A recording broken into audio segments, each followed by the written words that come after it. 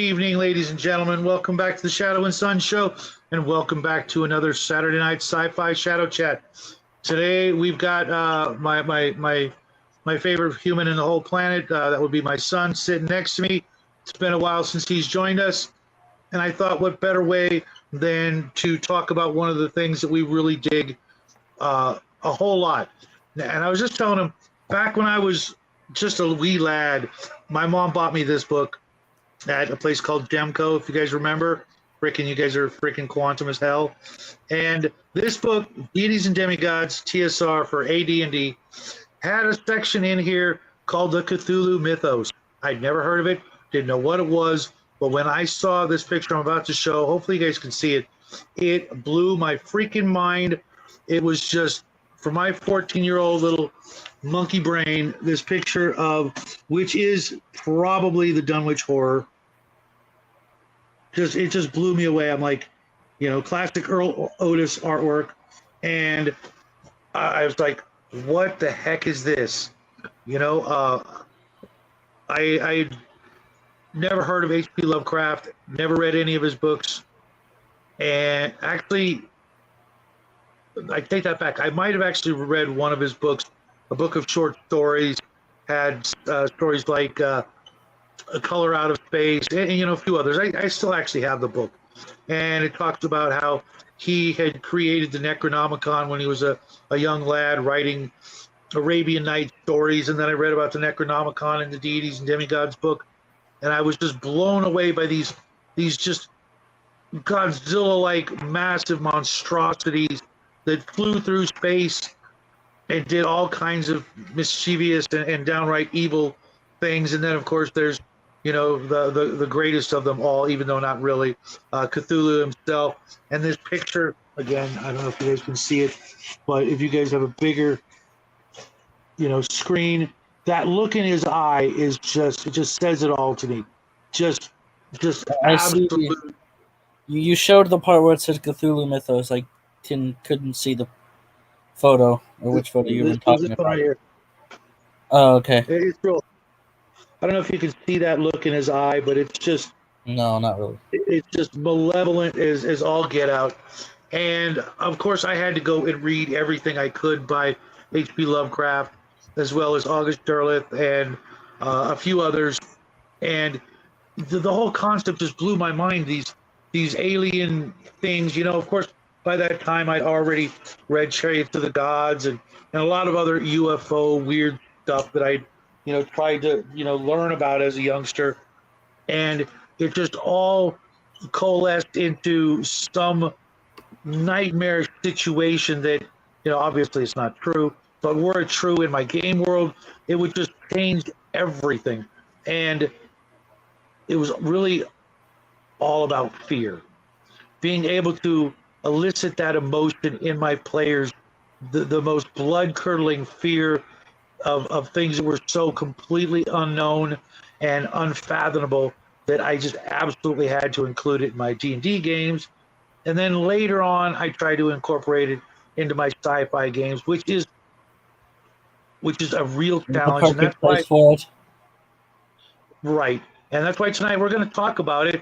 I'm pretty sure Bo and possibly that darn cat and, of course, Brian from Weird World War II are supposed to jump in. They're probably in the middle of supper right now. But I want to say hey to everybody in the chat real quick, and then me and the little guy are going to talk about it for a while. Mac, welcome to the show. El, it's actually very nice to see you here. One of these days, I was just talking to my son about you. One of these days, I want you on the show. I want to know what you sound like, and I want to talk to you and just maybe a one-on-one. You're like Omen Owl. You're all over the freaking place. And everybody's channel, everybody's show, trying to make us laugh and piss us off at the same time. So one of these days, what do you say? You and me, and of course Justin, my Canuck brother from another mother, and Black Dragon. Welcome to the show. Semper Fi, hells yeah. Only YouTube app is free data.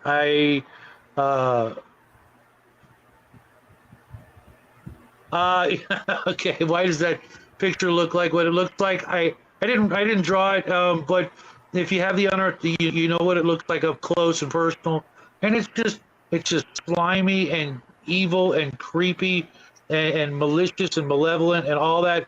Hey, it's Shadwo and the groundskeeper. Hey, Justin. Um, so Jack, how you doing? Well, I'm here, so that must mean something. It means you are a very lucky youngster who gets to hang out with a bunch of really weird, wise, wonderful weirdos. And we're going to talk about something that's near and dear to both of our hearts, and that's probably scaring the crap out of our readers or our viewers or whatever you want to call it. We both work on projects that we hope will elicit emotions, and fear is possibly one of the strongest of all of them, next to hunger. Um, that's a joke, folks. And Next to I was Hongar. I you know he and I were talking about this before the show, and I want to know what it means to you. What do you think Eldritch horror is in its simplest form?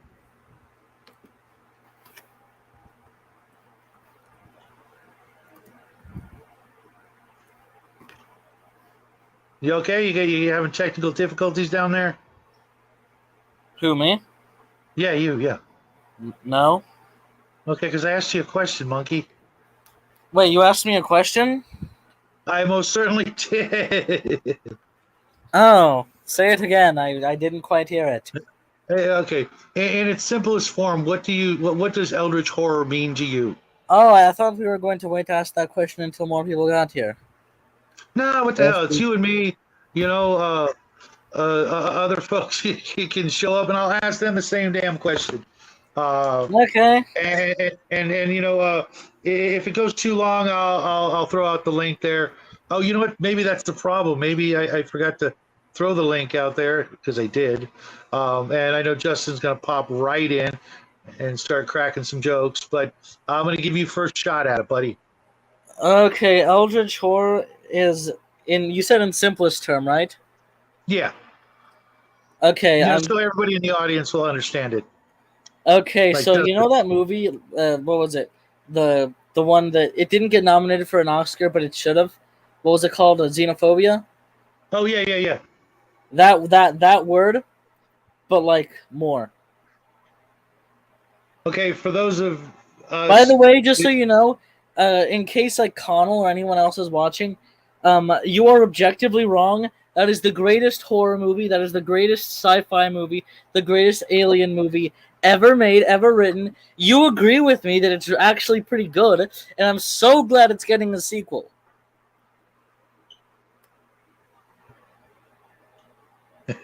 okay, Jack turned into Baron G Rock on Table Breakers.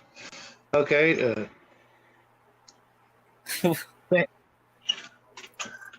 You lost me. If Connell or any of them ever show up that were on that show, uh, Well, they'll one of these days they'll go back and they'll watch this and they'll be like, oh, shots fired. So because I'm just what does it mean? right. So what does it mean to you? What do you think of when I use that term? When you don't know thing, therefore scary. Kind of, but in space. If we're doing sci-fi, Okay, that's pretty simple. you literally said the simplest, in simplest terms. I didn't really expect you to go to Neanderthalic levels of That's the simplicity. simplest terms. Okay, can you church it up a little for us? Okay, fine. Eldritch horror is a genre which is typically associated with things that are otherworldly, unimaginable, and just incomprehensible and very powerful. There's typically an overriding sense of hopelessness in the whole situation, and well, that's what characterizes it. Gotcha. Mac is going to be quoting here the Not the actor. Good one, Justin.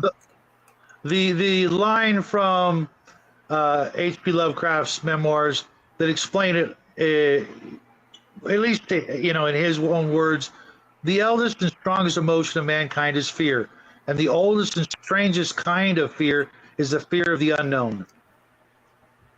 While I agree with that, I think in summing up Eldritch horror as it's come to be known, it is the knowledge that there are these things out there that pull the strings and have pulled the strings for eons, countless millennia, that may very well have created us with no more thought and care than a child does with a Play-Doh creation and tosses it aside for something else to do that's just as evil and malicious and incomprehensible as the creation of us, all the while planning to come back and pick up his toys and tear them apart again to remake them and the world in some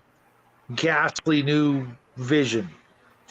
And Justin, the horror of the film should be the content within, not the act of having to watch it. You're right. I completely agree with you. I'm not sure what xenomono is either. So things that go bump in the night, primal fears, but more so. I don't consider Illuminati and Eldritch horror. No, it's the knowledge of these godlike, almost indestructible, unbeatable monstrosities that play with worlds like marbles and toys and playthings, and do whatever they want with almost no adversary that can defeat them, depending on how you look at things. We were also talking about that. Of course, we always tend to include some form of goodness that can defeat them. We're not so black-pilled and nihilistic that we're just going to give up in the face of tentacle-faced monstrosities.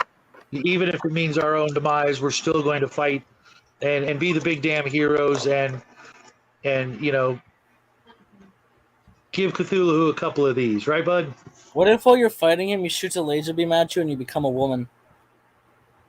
I'm gonna still keep fighting and hope he shoots another laser beam at me, like in Shadows of Brimstone, right? Hey, Raven. Yeah, that's what Raven I mean. says hi, Jackie. Hello? Yep, ancient cosmic horrors, unspeakable evil, inconceivable minds that dwell in the deep, dark places of the sea, of the earth, and of the universe. The greatest comic horror is your players dropping out of the game. Yeah, that's a pretty tragic event. And here comes Mr. Bill's dog. I mean, Justin. Turns you into a woman. He doesn't need to turn into a woman. He's already got the hair. It's a reference to the Shadows of Brimstone Cthulhu monster. No, it's a reference to the fact that in actuality you are a transgender female to male, and that's why you have that goatee is to compensate. No. So what you're saying is I'm your mother. Yes. That's a horrible thing to say. That's a terrible thing. And I'm pretty sure I can get eyewitnesses to prove that that's in fact not the case. In Shadows of Brimstone, there's this Cthulhu who, you don't need to explain the joke. There's this version, and one of his special you attacks. don't need to explain the joke. Well, I'm gonna anyways, because that's what I do. I'm old. And he can zap you with a ray that will turn you into the opposite sex. That's a nice model. Where did you get that model from? It's the Shadows of Brimstone mini.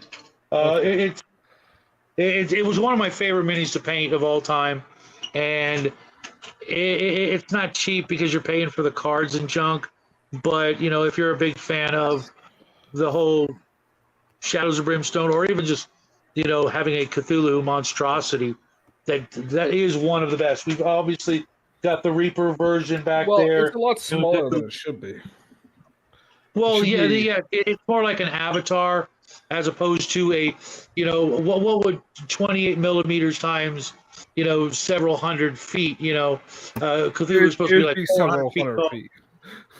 Yeah, I mean, you'd be looking at, an almost human-sized miniature. So you go get a mannequin, you cover it with tentacles, and slap it on the table somehow. So we just put you on the table? Pretty much, I could just dread my hair. No, you don't even have to do that. Thanks, Justin. We'll give you. Welcome to the show, Colonel Kronk. Uh, I think it's the fear of indifference. Cthulhu is our greatest adversary, and he does not even notice us. Yeah. Well, not us individually, but as a species, I think he would notice us like we would notice, a swarm of rats or cockroaches. Not even. Like a small fruit fly. Yeah, Just yeah, a single one. Yeah. Or maybe like one of those swarms of gnats that you walk into every once in a while. Like, what the hell? Didn't even see these guys. I think you're giving us too much credit for the word swarm. Yeah. So how would you answer the question there, Justin? I'm predicting like 3 possible responses. The light of glory and the worship of purity and justice.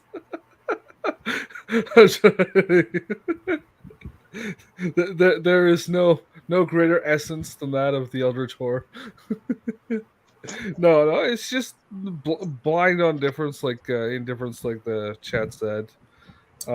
Just like something that no matter how much research or knowledge you gain into it, you still cannot know enough about it because there's just so much of it, and everything you would learn is just in unconditional misdirection.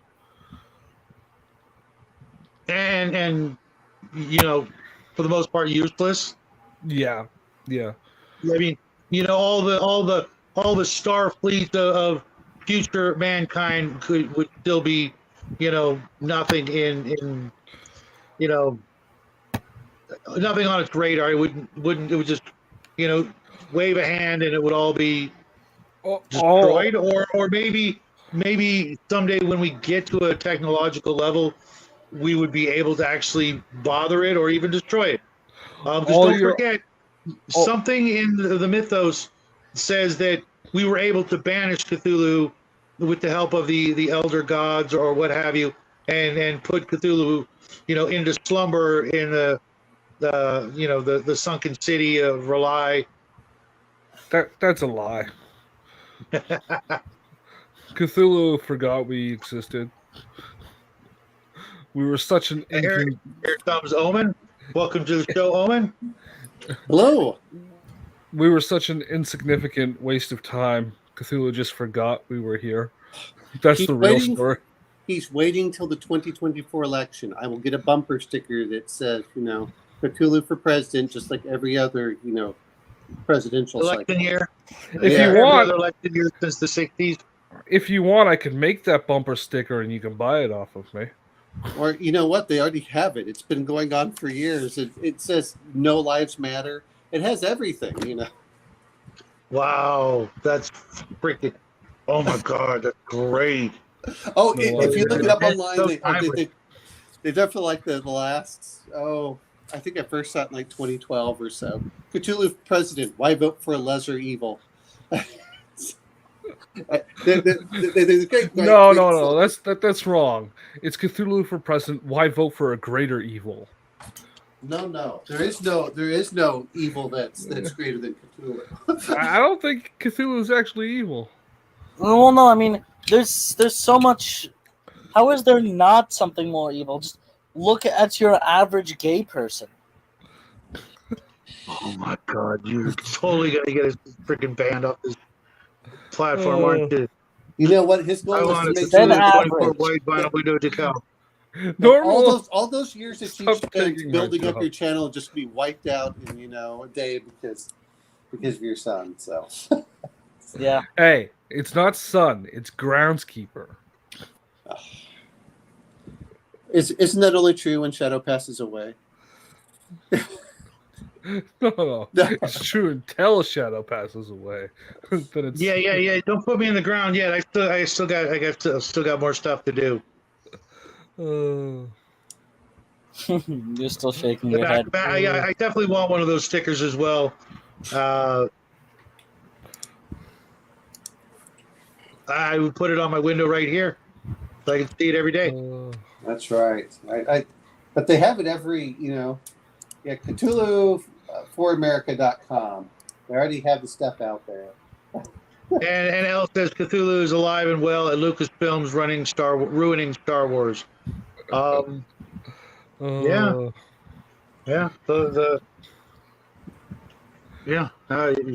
I can't deny that at all. What does God need with a spaceship?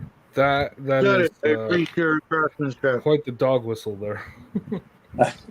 Quite the dog whistle. Oy vey. So how about you, Omen? How would you answer the question, or did you miss it? I missed the question because I just got back from Brian's. So, who won?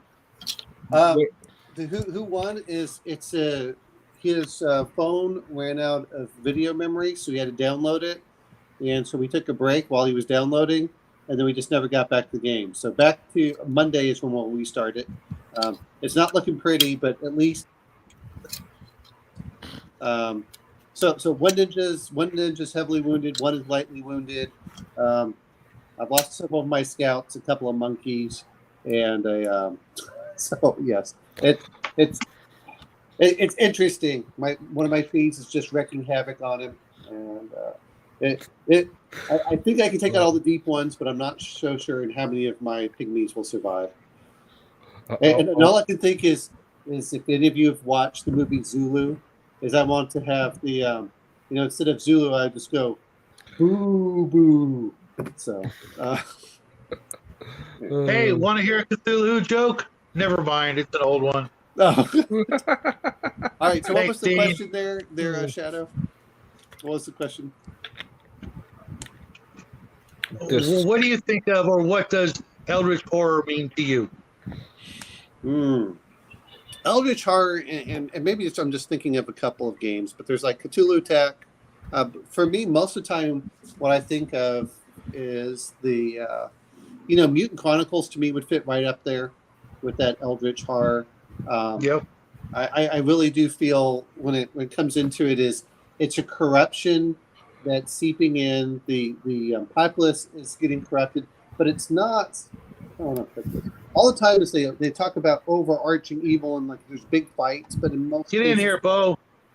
Yeah, most of the time I just see it as it's something that's just draining the life out of the entire fabric of society as it begins to collapse, and you get to see the corruption just becoming more and more obvious, both in action and in the physicality of people when they start looking more and more like fish or things like that. The moral corruption is followed by the physical corruption as well. That's what I view a lot better. And not the other way around? Well, I think that, how do I want to put this, is you don't get physically corrupted until you become morally corrupted. So, I see that as like a more of a kind of like a Warhammer thing, but I was thinking of stories like what was that? Shadow over Innsmouth? Yeah, where the physical came first, and then once he realized, as he looked at himself in the mirror, so to speak, that then he started to lose his humanity and became more corrupt and more open to the oneness, the weirdness that is, Eldritch horror. Oh, see, I was thinking, and maybe, I thought Shadow of Innsmouth, and I could be wrong, it's been years since I've read some of those stories, was that was the town where everyone was looking more like fish people, and you got more and more things, and it was always the more corrupt, as the town began to become morally corrupt, that's when more and more of those physical mutations started becoming more and more obvious, and, as they went true in the town that they started dealing with the fish people and trading and then breeding. but with the main character himself, he had no clue he was one of them, so to speak. And once he realized he was one of them, because he was willing to fight them and shoot at them and resist them, but once he saw it, in his own face, so to speak, that he was one of them and he was turning into more and more into one of them, he just said F it and more or less jumped into the ocean and joined them. Yeah, but I mean, to me, it was the whole thing of what goes around you, and yeah, but usually is, I think, less of the characters being morally corrupted. And maybe it's just me. For a lot of this, is I like the heroic aspect of games, even when they're even when they're dark and bleak. I still want the characters to be more of the heroic side. I don't want it. Absolutely. And so for me, it's they can see that the society is becoming corrupt, and they're not embracing it. And yes, sometimes you do have the physical mutations in there, but it's always the resistance towards it. Whereas once you embrace it, the physical just accelerates so much faster because, it's one thing to say, okay, I'm going to be fighting against the darkness. It will slowly take over, and madness may reign, but you're still heroic in that aspect. But once you embrace it, then everything, your physicality, and we've seen this in real peoples. Once they sort of give up, you can just see like the light go out of their eyes, and they just, it's. I don't know about you, but like with my grandmother and stuff like that, once they just succumb to whatever the pain is or anything else, they drop really fast, and it's like it's almost like they're a whole different person kind of thing. And that's the way I look at it. Is as long as you fight it, you're actually, by you fighting that corruption, it slows the corruption, and the more you embrace it, the more it accelerates. So to me, it's always that in there. So welcome to the show, Bo. Hey, I was cooking supper for the kids. I haven't seen you in forever, Bo. We made Shadow's favorite tonight, sliders. Oh, cool. Ooh. Oh, you're killing me, man. So I'm going to pose the question to you. Every Friday, okay? Not last Friday. No. I'm joking with Bo because I saw him literally like 4 or 5 hours ago. Yeah, well, that's the thing. Our YouTube community is becoming a little, I don't want to say insular because that's not really the right word for it, but more united, I guess. I keep seeing these people. I keep seeing you people. Interconnected. Yes, we are interconnected. And again, I want to thank everybody for everything that they sent. I felt like it was Christmas today. I felt really overwhelmed, and now my pile of shame is like even deeper. But it gives me some motivation. That's what we're doing, Bo. You found us out. We're trying to make. Next time we see you, we want to see you just like pushing away the pile of shame, just so you can get to the camera. I'm about there now. But I've been working on some black armor, and I really like this topic, this Eldritch horror, and I really, I've incorporated it into our game a little bit, and we're just at the very, I'd say the tip of the iceberg in that sense. But I like that it seems like it's it's become more of a accepted part, I guess, of science fiction. You see more of it, ever since like I don't know, like Event Horizon, Oh yeah. Oh, I was waiting to get to that one. That movie that's actually great one film. movie I still haven't got all the way through. Which film? Event Horizon? Oh, I haven't seen it yet, though. I've heard everyone talk about it. It's a wonderful mess. Yes, it is probably the best. Well, the problem with Event Horizon, I understand, is that it was just edited so poorly that you can't really follow it, and the director's cut remains unreleased. No. What I heard is actually that they were trying to release it, and it burned down.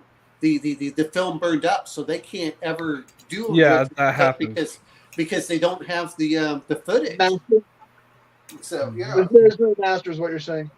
Yeah. And James L recommends marinating in garlic, herbs, and olive oil. Welcome to the show, James. Wait, what are we marinating? Cthulhu. Cthulhu. Hey, he's just crab meat, right? Or He's calamari. Yeah. Well, I'm down with if it's fresh. Hey, don't even have to cook it. Just drench it in lemon juice and send it my way. Hey, James L., you're missing the one most important part. It has to be breaded. Lightly. Well, so if it's calamari, you can eat it super fresh. But yeah, I take. Well, I mean, pardon me, not calamari. Yes, squid. There's a million ways to cook, right? Yeah, I've had it So, Bo, overbreaded. You don't want it overbreaded.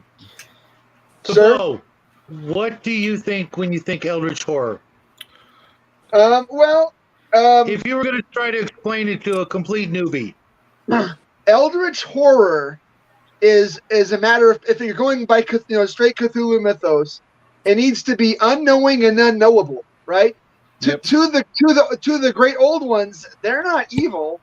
We are just ants. We are just so insignificant that we don't matter. And so, from our perspective, yes, they're absolutely unspeakably evil. But from their perspective, it's just another Saturday.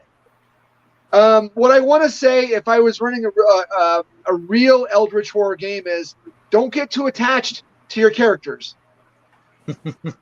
Yeah, you need to be playing. And don't, and when you sense that, because in a real Eldritch horror game, we talked about, there's none of that challenge rating, first level BS. If you run towards the danger, fighting cultists is one thing, fighting demons is something else, right? Yeah. So I'm going to mention something because you're talking about that. Akbar al Dente. it's Pretty good, Bill. I mean, something that Bo's talking about there, I think the other aspect is Eldritch horror really, not only is it external, but it's also in how it impacts you internally, which comes to the whole corruption aspect, which is the part of the horror of it is watching you lose control of yourself and everything else. Because I've played a couple of these things. You don't have to fight Cthulhu. Everyone talks about Cthulhu. Yeah, but what's the scariest part? Is when you start becoming part fish man and you start realizing that you're starting to lose that. Right.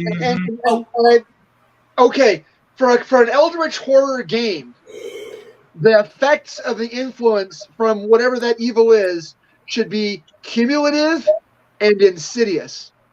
Yes. Right? You don't you feel it coming on slowly as a player, and then eventually you're taking a roll on the Chalt random table for where the tentacle is going to be. well, the other part is, you guys are speaking about that when we talk about a movie. I think what's really good, if you want to talk about kind of the feeling for that, is Dark City. Oh, I just watched that again recently. It's a really good film. Dark City is an excellent film, which you're not even sure what's going on, but you can kind of feel that whole thing of, something's not right about that's part of it too. It's the feeling of something's not right about the world, and you don't quite know. And once you realize what it is, that's more terrifying than when you were just ignorant of it. Right. Well, yeah. You guys should do that next one of these Connell shows. Dark City, if you haven't done it already. Oh, I love Dark City. Well, I'm going to go looking for it now. Yeah, it's a high recommendation. I mean, come on, it has my favorite actress when she was really pretty, which was Jennifer Connelly. Oh man, before she got the boob reduction. Oh man. I think they're still big. That's what amazes me. She got them severely reduced though. Well, I thought they I know nothing of Baldur's Gate 3, so I really couldn't address that particular comment. You know what? If you haven't played Baldur's Gate 3, then who knows? Is that the new? Yeah. Well, I don't do video games. Well, I'm looking at Dean Powell there. Well, I think that, fighting against disembodied spirits is enough. Why? I mean, to me, this is where we can talk about what you're fighting, but even with Mutant Chronicles, you start getting those corruption points as they start coming in.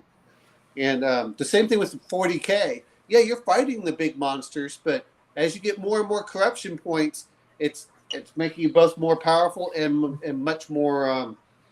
It's all playing games till the Greatites come in and annihilate your planet.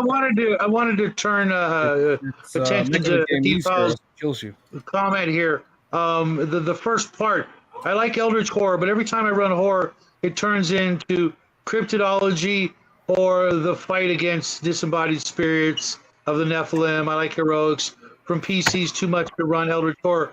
I know exactly what you mean about the first part. A lot of times, I think I subconsciously want to run a pulp Cthulhu game as opposed to the full on, you know, everybody's gonna die. Let's just see how long you can hold off the madness and the horror and the corruption and the degeneration.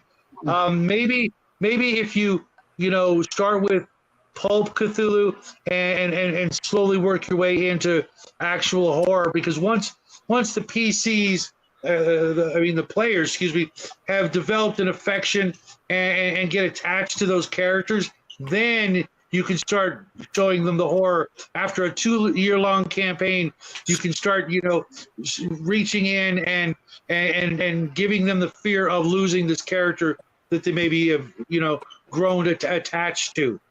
I'm going to be a little bit different. That when you're looking at was. I was kind of tongue in cheek there, Omen, but go for it. Oh yeah. Well, no, I mean, I'm talking about sci-fi in particular because I know that's what this Sunday nights are for, or Saturday nights are for. Did any of you ever pick up the book called Cthulhu Tech? No. No, but I have Cthulhu Punk. Okay. So Cthulhu Tech is it's the anime version of like the manga. Basically it's like Robotech, but now you're fighting. Sorry, all I heard was Legend of the Overfiend. Sorry, come again. Oh no, it was. But it's Robotech decides to meet Cthulhu, and it's called Cthulhu Tech, and it's actually, I don't really like the system, but the concept was really cool. So you start looking at, so then you start fighting some of the mecha with like tentacles and stuff like that, and you're like, holy crap. So yeah, how do I want to put this? To me, if you're gonna do a sci-fi game, it's much more fun to do kind of a pulpy sci-fi aspect to the game. Very, very much in step with Mutant Chronicles, where you can just blast the crap out of them. Except for obviously the apostles, you can blast just about anything, because the Cthulhu mythos does have a lot of creatures that unbeknownst to H.P. Lovecraft, humanity would develop the weaponry that should blast them out of the freaking, your field of vision, Well, I'm going to put it out of my field of vision. Here's one for Omen. Look, I don't usually show books. Cthulhu Punk. Cthulhu Punk. I know, but it's above it. No, I'm just teasing you. Jack, you wanted to say something, Jack? You guys are source. I wanted to say several things. Okay, well, we can't see your face, which makes it real hard for me to clear space for you to pop in. Go for it, bud. Well, the one thing is that I don't really like. Sure, giving it a definition is fine, but for something, I mean, really for all genres, but for stuff like Eldritch Horror specifically, I find it not necessarily redundant, but I don't like the idea of giving it strict definitions. Like, I'm not going to say anything can. Well, yeah, what falls into the category. It's not like check these boxes and it fits into the category. It's like what you feel that it is. It's very much, does this feel like an Eldritch Horror situation? And if it doesn't matter how many boxes it checks. It isn't. And if it does, it doesn't matter. It's like, oh, well, there's no corruption of people and turning them to fishmen, or, oh, there's not enough tentacles, or stuff like that, or, oh, there's too much of an explanation or whatever. Are you saying that you need to run the game like a horror? I'm trying to wrap my head around what you're saying all the way. Are you saying that it needs to be run like a horror game, regardless of the general methods? I'm not talking about running a game at all. I rarely speak in those terms. I mostly speak in the terms of just more broadly storytelling. Yeah. Okay. Because I don't run games, and I. Well, not yet. I mean, maybe one day, but not for a while. That's for sure. Take your place at that table. I mean, I play games, but I probably. Yeah, but I don't need to run a game. I want that privilege. Yeah, same here. One of these days, man. One of these days. So, okay, Jack. So that's a perfect segue into my next question. How would you run an Eldritch sci-fi game, or how would you put Eldritch horror into a sci-fi game or sci-fi story? Who goes first? You. I don't know. It's on third. Yeah, you go first, Jack. Okay. Well, for me, this question really isn't how would I, it's how do I. And Fair enough. I will say that the way I'm certain that a lot of people wouldn't classify it as Eldritch horror because again it doesn't fit all of the criteria, and I definitely give more like character to to the main monster in the situation. But I think sci-fi is the perfect place for Eldritch horror. I mean, yeah, I get what you're saying, but I mean, sure, I guess criteria could make sense, and the majority of things that are Eldritch horror would fit the criteria, but it kind of seems pointless, at least to me. Explain. What does that mean? What seems pointless? I'm curious. Strict criteria to classify something as Eldritch horror. You know what though? Whenever you're doing sci-fi, just like fantasy, you just mash everything together and see what the greatest one is out there. In a way, yeah. I mean, that's why everyone wants to. It's just like whenever we talk about westerns or anything else. Most of it is how does it feel and what kind of feeling are we going for? Like I said, I find it hilarious when I actually just say, Western isn't my favorite. And then I found that I have like 20 Western movies in my collection. And I go, yeah, but I want good movies. I just don't want...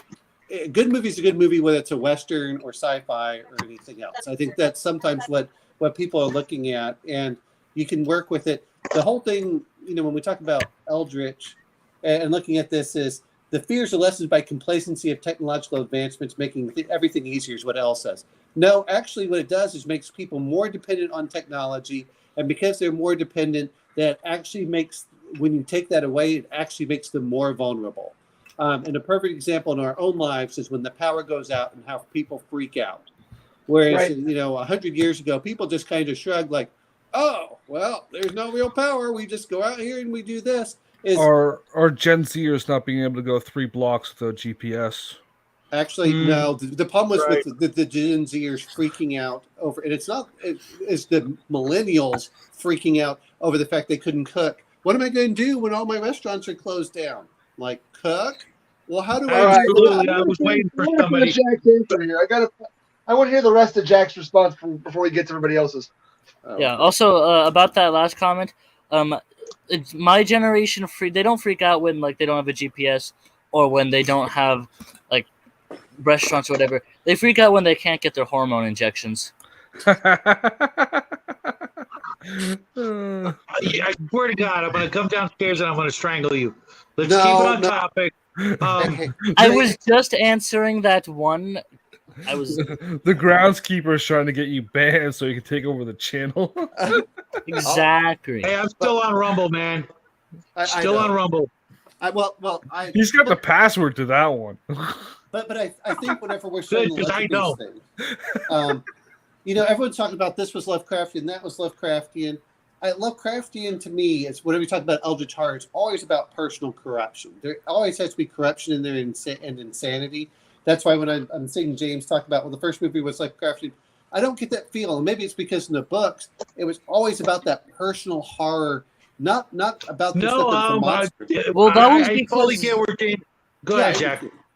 The reason why maybe not all, but the reason why a lot of Lovecraft's work focused on personal corruption was because both of his parents were admitted to insane asylums and they both died very early because of it. And they were both delusional during a lot of his early childhood. And he saw both of his parents. Wow. I didn't even know. I honestly didn't even know that. I didn't know that about H.P. Lovecraft. Yeah, both of his parents fell to the exact same thing, and he was constantly worried that the same thing was going to happen to him that was expressed through his writings. And he thought that because like the idea of a curse being passed down from generation to generation, the whole being corrupted into a fish person thing, that came from arguably his biggest fear, which was Black people. kind of curse, if you will. No, I mean, Actually, it was his wife's Wow, people. Oben, but- wow. That was the timing was chef's kiss, but content. You guys are just killing me tonight. Real quick before the comment goes away, when I highlighted James, the James Gang, great name for a channel, by the way. I wonder where he got that. I'm in the James felt that gang. the first time, I think we all are. The first time No, saw only Alien, I am. that's what I was thinking. Is like, oh my god, this is some sort of Cthulhu-like freaking thing going on. It wasn't until the second movie that I'm like, okay, definitely not. Maybe a little, a little influenced, but I totally got that feeling when they were in the egg chamber. I'm like, oh no, this is going to go all kinds of H.P. Lovecraft sideways. So, Jack, you still never actually answered the question, how would you or how do you display or show off your Eldritch horror in your game/story? Very sparingly. The actual monsters themselves, you don't want to use them very often, and when you do use them, you want to make it count, have hints towards what they are, hints towards their influence, show their influence and what their effects on society at large are and the world at large are, without actually showing them directly, and maybe like they're cultists every once in a while. But I mean, it is generally a good idea. Like, don't show the monster, or sometimes it's make sure every second that the villain's on screen counts.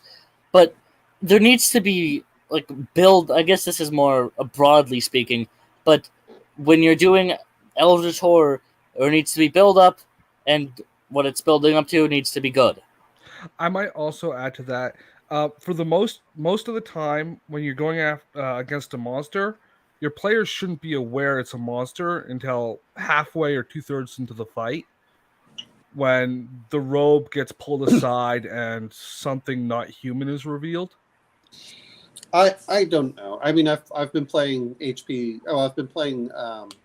Like, well, no. I understand what you're talking about with some of that, but some of it is, it's what's behind the scenes, and that's what I'm getting at. Yeah, you shouldn't be fighting Cthulhu. You just shouldn't. That's the problem, is that everyone wants to fight the big giant monster. That's almost just the ego to think that you could, or the complete misunderstanding of what it is. Well, I mean, it depends what the characters are. But if you're just like random Farmer John trying to go up against Cthulhu, I mean, maybe Farmer John could do it, but any other guy probably couldn't. No. Farmer John's an inside joke. But no, I mean, the whole part of all too often was we're growing up now, Emily, unless you get something like Cthulhu Tech or something like that, or Autumn Cthulhu, where you intend to be fighting these things with the big monsters. What? Great line, James. Great line. Oh my God, this is. I know you're a fan. That line alone, from one of the most obscure H.P. Lovecraft stories. I mean, like an 8-page story. You are indeed a gentleman and a scholar. Well, but I mean, some of it really comes down to, like, I forgot what the one was, which I loved, the single line where he was talking about this artist, and the artist kept on doing these things, and he kept being the patron, and he wanted to find out what inspired him. And then he opens up the door, and he's talking about the guy, and the monster's eating his head like a candy cane. And I said, what great visuals, because he doesn't give you all of the details. You're filling all the blanks. And it's like, oh my God. And that was more effective, I think, than actually trying to go through the gory aspect of it. And that's sometimes why, whenever we talk about any kind of horror, stuff that happens off screen sometimes is much worse, because your mind will fill in the blanks. I think that's why Cthulhu or H.P. Lovecraft doesn't translate to cinema that well, because it's always done in metaphor and abstraction. And with the cinema, you have to show You have to show it. You don't deserve it. I mean, Hitchcock did a great job of that in a lot of his movies. But he Especially also was working in black and white. Well, then for the make most him in part. black and white. Well, Who says I you can't make him film in black and white, Shadow? He also was working from original material for the most part. Well, So- I think part of the problem that we have with it's not that you can't have Lovecraft and stuff. That's part of the reason I really is one is every movie seems to want to expand at the very last minute. You know, any horror movie out there. Yeah. If you notice, the longer that they keep the monster whatever hidden, the more terrifying it becomes. They all talked about that even with Jaws. With Jaws, it was a much more effective movie because you didn't see the shark all the time, and it's the feeling that it's present, omnipresent, without it always being there. I think it's part of Eldritch horror. It's when you start having this. You should only see it in the shadows. Yes, Yeah. Right. And maybe only shadows of it, which would be great for a black and white film. Jackie, were you done with your answer? Because I want to give Justin a chance. Okay, I mean, I don't I remember. could technically go on for another hour on that answer specifically, but if you want Justin to go now, But do you want to add anything before I go on to Justin? I mean, I guess there's one thing, and that is depending. One thing is, I think people should be trying to like create at least some semblance of an original monster. I use that term. I assume you know what I mean. In that stuff, because just reusing. Oh, it's the squid guy. He's green and he has the wings and he's in the water. Or oh, here's this guy and he has tentacles but he has yellow clothes on. It's like just reusing that stuff over and over again. I think is kind of dumb. And even if it's not completely original, because that's never necessary. Yeah, for once, I would love to really get a lot out of that. I'm going to bring up one thing when you started saying that. Now I'm not saying it isn't in other places. The only place that I really remember them with Cthulhu was when the ship rammed it and it dissipated. The rest of the time is Cthulhu is mentioned, but he is not actually in any of the other stories physically. You're right. You're right. And that's part of when I say it just needs to have that is, they have just basic monsters. The fish people in Innsmouth. That's not it from a D&D standpoint. What's that? You mean the Irish? Anyway, only whenever it's Connell that's involved. Yeah, that was Colonel Kronk's line. Oh, I know. And all I could think is, aren't those sea manatees? Connell is an Eldritch horror. But no, Colonel Kronk. No, Connell is an Eldritch horror. If you look at the monsters in there, maybe what was it? A proto Shaga? Maybe. No. Connell ate an Eldritch horror. No. Anyway, the point being is that a lot of these are, they'll mention them sometimes in there, but it's always the thought, and it's not until the very end, which is what we do with most of the monsters. The monsters don't have to really be that tough. They just have to be intelligent and omnipresent, and you pick one off versus another. It's just like, not that anyone thinks of D&D, because the problem is everyone gets so used to D&D and forgets. A tiger is a terrifying animal, and a tiger can move around in the dark and can see you and will pick you off one by one. And they do. They do. That's why the Indians try to go in groups whenever they go in the forest and things like that. And people just take it for granted, like, oh, it's just a tiger. I can take it. You think that until you suddenly watch a 600-pound animal jump 20 feet across and have a particular grudge against you. Which I think that's the DM's fault, the game master's fault. If you're not making the tiger a thing to be reckoned with, right? Well, part of it is I'm just going to mention like D&D.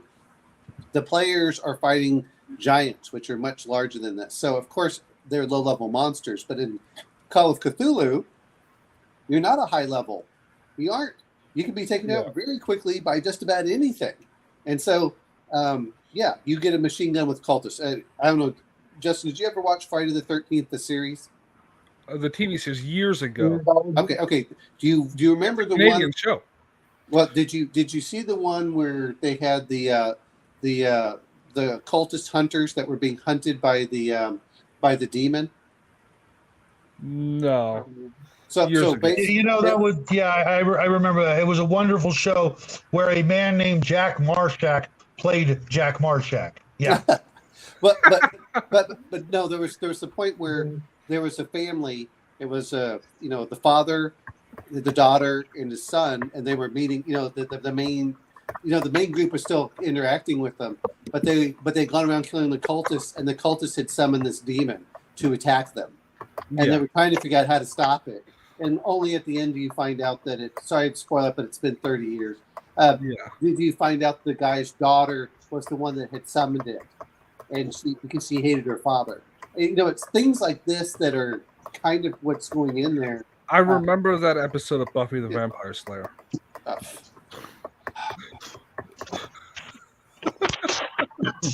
Why do we let you on this show?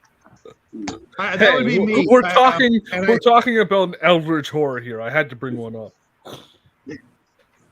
And speaking of Justin, you're up for the answer to the question. I don't even remember. Okay, you're. Yeah, that's why I'm going to repeat it like I did 6 times on Table Breakers.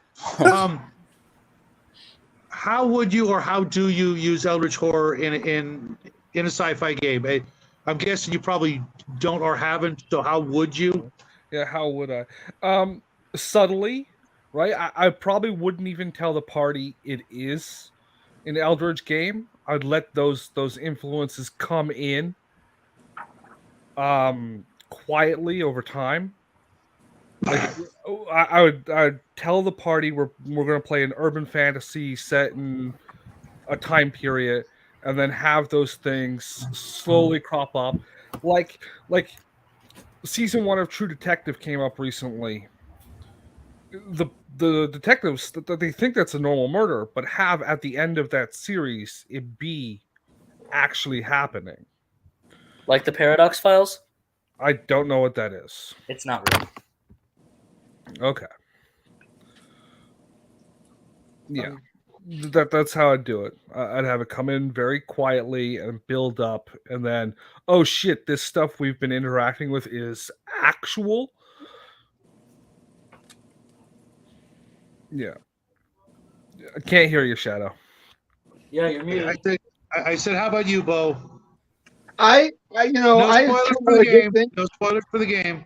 No, I want the players, not the characters. I want the players to be skeptical, right? I think that skepticism breeds tension, and the tension breeds the kind of the attitude that you want on your table, right? I want the players even to say, no, there's no magic in this game. That can't be real. Or no, that there's got to be another explanation for that, and sort of let the tension build, right? Let it build organically, and not letting the players know what's going on is a great way, the place to start, right? I mean, I don't want things to be. I know that a while back, Omen talked about how he doesn't like those kinds of surprises in a game. Like, I don't want the game to just go off to left field. I want everything to be plausible within the framework of the established game, but I want there to be room for surprises. Well, I was talking about for a bait and switch. If I said, hey, look, there's going to be some, how do I want to put this? There's going to be some psionics or stuff like that. Or you're going to have some things from the okay, cool. But I agree with you, is like when we were playing your game, we used that before we got off the station, where we didn't trust at least Shadow and I didn't trust the governor. Oh, and you should have trusted the governor. And that was the whole point, is, well, let's see what's going on. And then, of course, we unwrap more and more, and then we unwrap more and more. I'm okay with it in that way. It's sometimes, though, like I said, it's always the pervasive feel that there's something wrong. There's something else that's hidden that everyone's hiding behind. I know that when I was playing Reign of Terror, which with a Ye Olde Geek, it was like something's not right with this person. Something's not right, and then you're like, oh my god, these people's heads are sewed on backwards, and they're going through and like, okay, so we're gonna run for that. But if you tell me it's kind of a Cthulhu thing, I'm like, okay, or Mutant Chronicles, I know that's gonna be stuff. I won't be surprised, but man, you always want to have that big reveal when they go, ha ha, and you didn't see this as the, even though this isn't quite it, as it's the, what was that called? Total Recall with Klaatu. When he opens up the chest and you see the little thing in the chest. See, that's what I'm talking about. That's another example of horror, right? Horror is not always. There's lots of different kinds of horror. Like I was saying, like with 40K, I don't like that they take people and lobotomize them and chain them up to, engines of death that beat everyone to death with chain flails and atomic engines. Okay, now that's not my cup of tea, but you can't say it's not horror. And you can even argue that it's actually this kind of, where it's this deep, like I said, this insidious building horror. That I don't know. It's. I'm going to bring up when we talk about a little bit of a 40K is the old psychic vampires in Rogue Trader. It's the kind of thing of when you start going over like, why is my crew beginning to act differently? What's going on? As they see, whether it's the invasion of the body snatchers or anything else, where they go through and they start replacing, and the players Which just know. I totally think Invasion of the Body Snatchers was full-on Eldritch horror. And the players aren't sure what's going on. Yes. Something doesn't seem right, and it's like one person's there normal, then they're replaced, or they suddenly all. Yeah, I mean, if we want to take it in the comedy, is the movie World's End. The guys that did Hot Fuzz and stuff. That wasn't that the Seth Rogen one you're thinking? No, it's not the Seth Rogen. It's the one that did the Hot Fuzz. It was did it have is it Simon Pegg? It's like the world. Yeah, it's where they decide to go for the bar. Hate to spoil it for you guys, but you need to go see movies now. But they're going to the bars and they find out that their city something's wrong with it. Something's weird. And every time someone comes in, they're like, oh, blah, blah, blah. And then they meet the person again and they're all like, oh, hi, how is it going? Like everything's normal? I'm like, wait a minute. Is that the one? Something's wrong in the background. Is that the one where they keep going into the bathroom and coming back out and it's the same? It's the same. That may have part of it. I got a doc. There's a few of them like that. My boys reminded me that I promised them a movie night tonight. Oh, well, that's what you should do. You should go see The World's End, where they decide to do a pub crawl, and they find out that it's The World's End underneath the streaming services. It was but as they do their pub crawl, they start finding out that something's wrong with that city that they go back to. So that's what part of it I think comes down to. It's both familiar and odd at the same time. Yeah. It's just like whenever you go to a school and all of a sudden all the children just smile at you, or children of the that all the children are smiling and they're all well behaved and they all sit there and they're like little robots. They don't cause any problems. And when you try doing something like, no, teacher, we don't want any candy. Yeah, I think that's one of the better Stephen King books. If a child, especially like below the age of 12, does not want candy, they are possessed by a demon, 100%. Have you ever seen any of the Children of the Corns or read the story? No, he hasn't. No, I do not like. Well, it's like if you were blonde. Okay, fair. I think I know it now. Oh my god! Oh wow! Wow, Justin. Okay. I'm guessing Bo had to leave for movie night and probably won't be back. Yes. Sorry, Bo. Thanks for your help tonight. Yeah, party on, Bo. Owen. Average Bo W. Yes. What? I forgot the question. Well, I thought that she asked how would you incorporate in your game, but I think I've been talking when everyone's been going through, so I think you already answered everything else to answer. Okay, I'm pretty sure. I'm gonna actually give my answer, but first I want to remind everybody of the movie The Thing. Yeah. Okay, I need to watch that. The spaceship that was under the ice, okay, and the thing was either a crew member or one of their pets or something like that, right? And then the H.P. Lovecraft story, The Mountains of Madness, where they discover, the ancient stuff in Antarctica, and all of the and mind you, the only real monster was, like a Shoggoth, which, is no slouch. Absolutely, I was able to But did it have a terrorize my machine players. gun? Pardon? But did it have a machine gun? Not in the book, but in the Deities and Demigods book, they had missile launchers, which I thought was hysterical, or something that kind of looked like a missile launcher. The ancientness of the proof of the ancientness beyond everything mankind knows. Omen and I, we were talking about ancient civilizations and whatnot last night, and it helped me with this part of the show. The realization that what the players would be dealing with is something so old that it shatters all of your belief systems, all of your knowledge of history, and all of your concepts of what existence is or has always been, is just completely just shattered in a million pieces, like a mirror or stained glass window, when everything just comes crashing down and you realize that you know nothing. I would do a sci-fi story similar where the players discover a planet so far out in the boonies that you're the first intelligent thing to ever land on the planet, only to discover that no. Yeah, this planet has been on our records. Then it does not exist. Actually, this is where I bring it up into Dark City. Wait, what's that from? That's from something. If it's not in our records, it doesn't. Star Wars Episode 2. One of the greatest movies of all time, right, Jackie? Yep.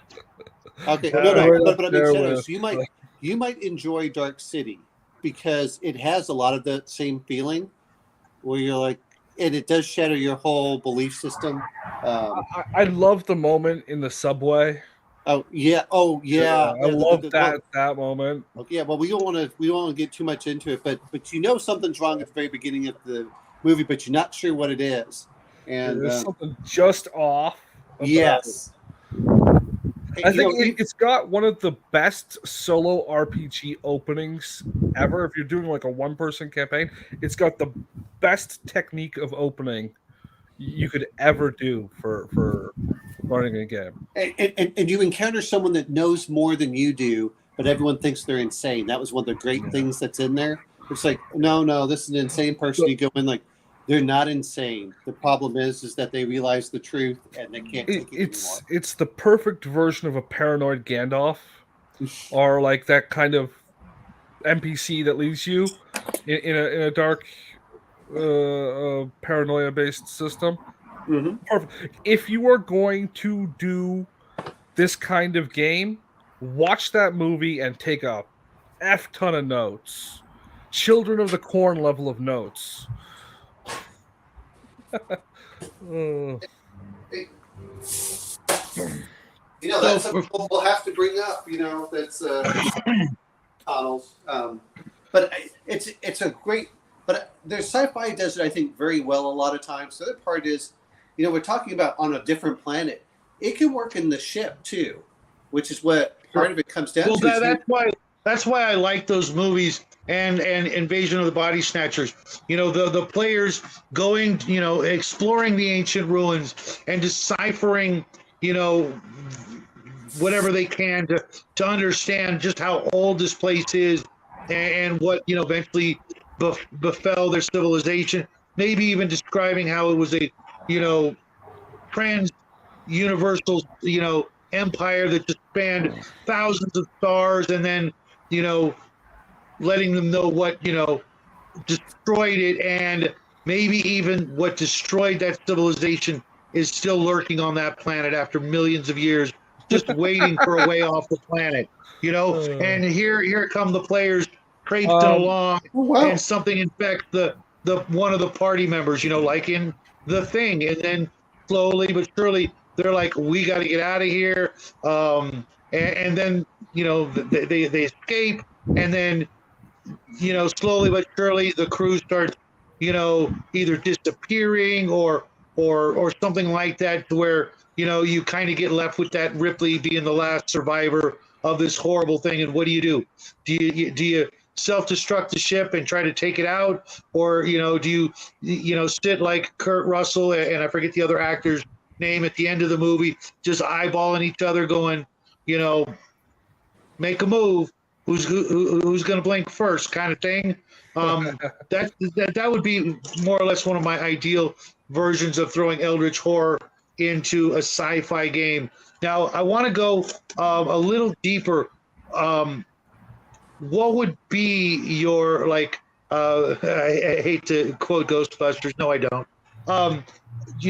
Choose your destructor. What would it be? What would be like the nuts and bolts, nitty gritty of your Eldritch Horror that the players have to deal with? Jackie, would it be the fishmen? Would it be the cultist and their leader? What would you go with to give the players something that's tangible, that they can maybe try to fight, probably lose, but what would it be? What would be your real flesh and blood sort of adversary for the players? Well, I mean, in my story, the main Lovecraftian monster, the Eldritch Horror thing, isn't really the main antagonist of the story, and that role would go to an actual real person character. Mm-hmm.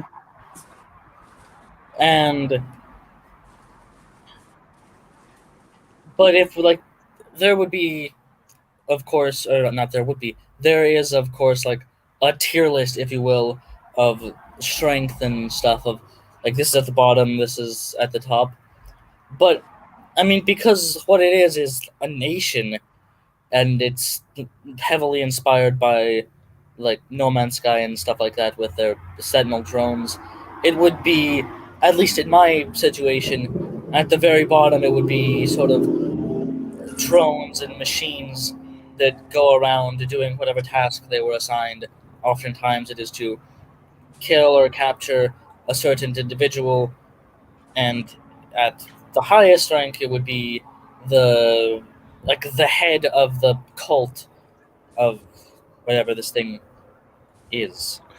I just want to say, everybody knows the true Eldritch Horror is cat girls. Hey, Real? squirrel. I thought it was just cats. Is there... Real Eldritch Horror is just Japan. Now, go ahead. I guess it's Justin's turn. What was the question again?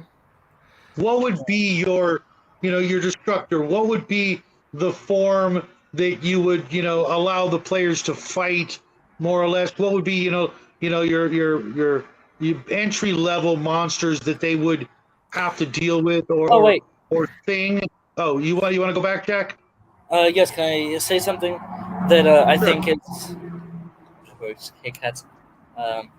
Something that I don't know if it's something people use all the time, but I do think that it can be possible for the player to actually fight, in a sense, depending on what the story is, and it's something even I do, though for in different whatever. There is a way to have the player or the character actually fight the monster, the big monster thing, and that would be through visions and dreams and stuff. This game, Hyper Light Drifter, throughout the whole thing, you're getting these visions of this, the main antagonist, this monster, which isn't really ever explained throughout the whole game, just shows up and completely destroys and murders you several times until you end up actually fighting and killing and whatever lore stuff. But there is a lot you can do with the idea of the monster going into your dreams or your mind and giving you visions that, if it's a game or a story, could have a lot of significance, or you could just give significance to the fact that it's happening, and that for some reason this one specific character, is having these things occur to them. Yeah. I could even see that being used as if you lose that battle, the game master then hands you a note giving you instructions to start acting against the party because you're now moving down the path of being a member of the cult instead of the resistance. And that would go on to what I was going to say. I think it would be really good if a good amount of the people you are fighting are actually people who are fighting Cthulhu that think you're the cultist, even though you're fighting the people that you're fighting who you think are the cultists. So you're actually fighting people who should be your allies because Cthulhu has tricked you, or whatever Eldritch horror has tricked you into turning on your own, even though you know what I'm getting at. Like even though like you're mistaken, a lot of your work should be torn down through mistakes you don't even realize you're making. Yeah, I actually quite like that idea. Yeah. So how about you, Justin? What would be your Well, I just your answered. go-to? You were muted. Really just answered it. I literally just answered that. Well, yeah, but so just basically other people. 90% of who you should be fighting is other people. Okay. Okay. Yeah, with the odd sprinkling of infiltrators here and there, like things like I said earlier, a monster that you don't realize is a monster because it's dressed in a meat suit or it's wearing a robe like the rest of the cultists. It's like your Okay. mother-in-law. Like your mother-in-law. Literally, 90% of what you should be fighting is your spouse because she's listening to your mother-in-law. Sorry. No. No, I get the joke. It's funny. I'm gonna run with it. No, I mean, I'm going to bring this up because the thing is a great thing that goes in there. There should be a paranoia. The other part is when you're fighting, is no one goes in there. To me, when you're fighting, even when you win the battle, you'll lose. And part of what goes in there is the horror, is which is why I like the things that change. Part of it is when the player has fought something and they look down at their chest and they go, "Oh my God, there's an eye forming right about here," and they have to keep it hidden. Found Cthulhu. Yeah, I mean, it's not the things that are easily seen, and of course, there's a reason that whenever you see the Inquisitors and they have the long flowing robes and everything's covering their neck, because you don't want to see that corruption that shows you and what humanity they've lost. I think that's a big factor. Is it's the loss of humanity over time that makes you human. That's the real horror in Eldritch horror. Everyone wants to always mention Cthulhu. Cthulhu is so minor in actually H.P. Lovecraft's works in many cases that only and he's not even remotely close to the actual tippy top. He's of the the hierarchy. not the interaction. We those guys are so far above it really doesn't matter where they fit in the whole thing. They're the greater elder one. They show up, but those aren't the ones that are you really worried about. It's the cultists, like Dustin was talking about. Those are the ones you're scared of. Those are the ones that are summoning like the minor stuff.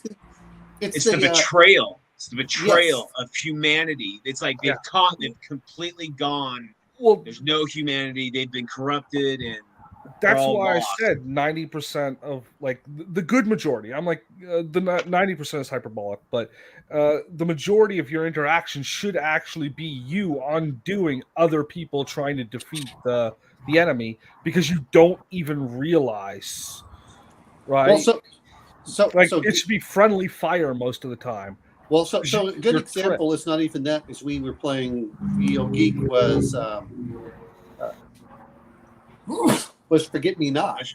And Forget Me Not, you wake up in a hospital. Emily, this is good. You don't know what's going on. You know something's not right.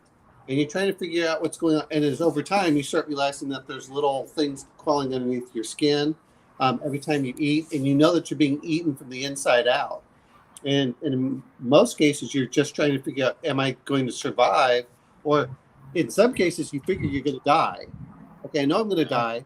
I know I'm going to die. And you go, okay, but I want to find out why I'm going to die before I die. And I think that's some of it. Now, of course, Brian has really good because he has a lot of the Cthulhu stuff where he is out there. But just in his house.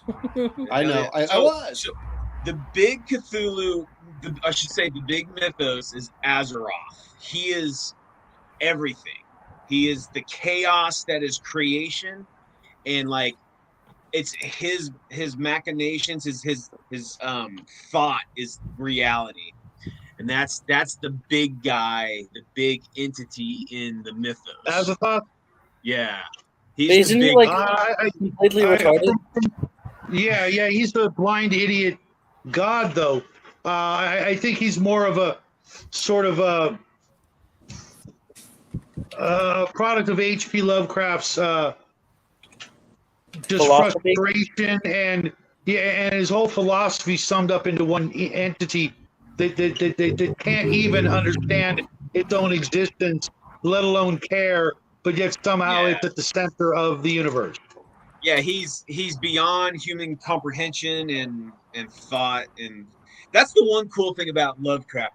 He although it's lazy writing in certain circumstances where it's it's a scene that's beyond, it's it's cyclopean in size and undescribable. Some people might say that's lazy writing and allowing the audience to create their own thing. But what it really shows is that it is undescribable in human terms.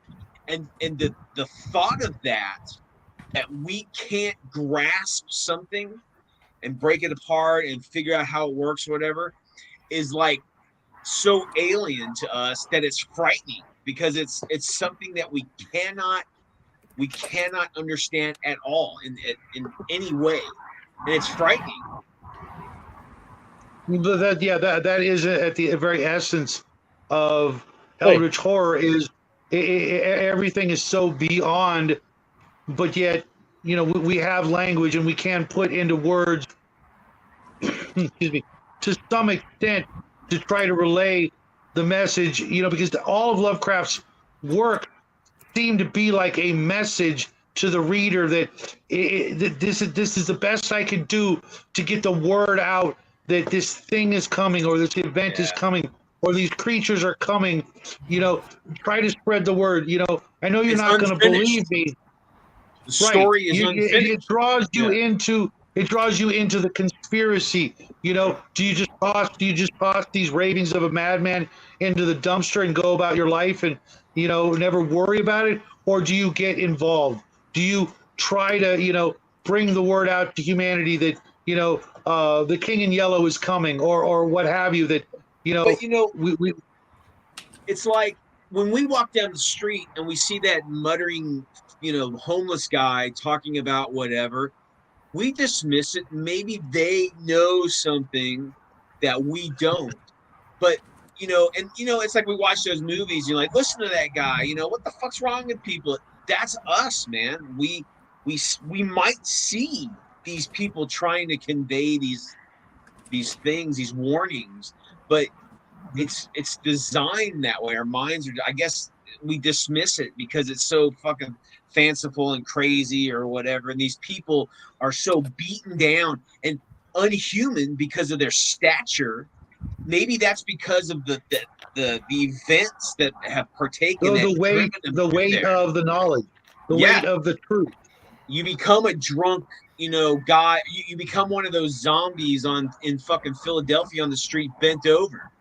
It's drawn you to that, the struggle, the fight. Maybe they were the survivors of that Cthulhu battle or the mythos battle, and that's where they've been left from the wreckage that was the event. A shadow of their former self, a husk of a human. The collateral or residual damage. They're broken. They're just mentally. They're spent. They gave their all. Maybe they stopped that initial terror, but that's all they had, and all they're left is what you see, crumbled up on the pavement. It's always about that feeling of you're only fighting this battle, but the next one, unless you're playing more of a pulp aspect. But I think all too often it's always the feeling that you think you won but you haven't kind of feeling. It's like I've only Right, and delayed like the an inevitable. M. Shyamalan movie where at the end of the Shyamalan. movie, There's a or twist. or even Invasion of the Body Snatchers, another great one. Yeah, it's not What are you over. It's gonna really do? just the beginning of the next Where are movie. you gonna hide? There's no one left like you. There's no one left like you. You're the last Invasion of the one. Body Snatchers Part 2 Yeah. or 3, where almost like a zombie movie where at the end, depending on the zombie movie, you're fighting a losing battle, or maybe you In the you mount. end the movie taking yourself out because it's better than getting eaten or turned into one of them. Omen, you never got to answer the last question. What would be your destructor? What would be the boots on the ground sort of entities that the players would actually be able to fight or Are we be in doing contact with? are we doing pulp or are we doing standard? What would you prefer? Well, I'm much more like you. Is I really enjoy pulp, Mhm. but like I said, is I'm a slut when it comes to role playing games. So whatever. I mean, do you really think you could get the same effect out of a Pulp Cthulhu game versus a Call of Cthulhu game? Do you think you could still do you think you could still instill fear in the players?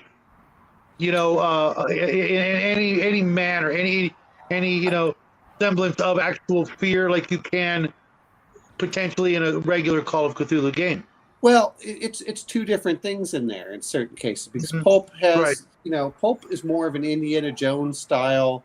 Hey, look, we opened the Ark and it destroyed everybody, but what happened to the Ark is it got put in a warehouse, which means at some point someone's going to open it up again, and who knows what they're going to release, or the Yeah, it's not Pandora's box. gone. It's just like we say. It's just waiting for the new book to open.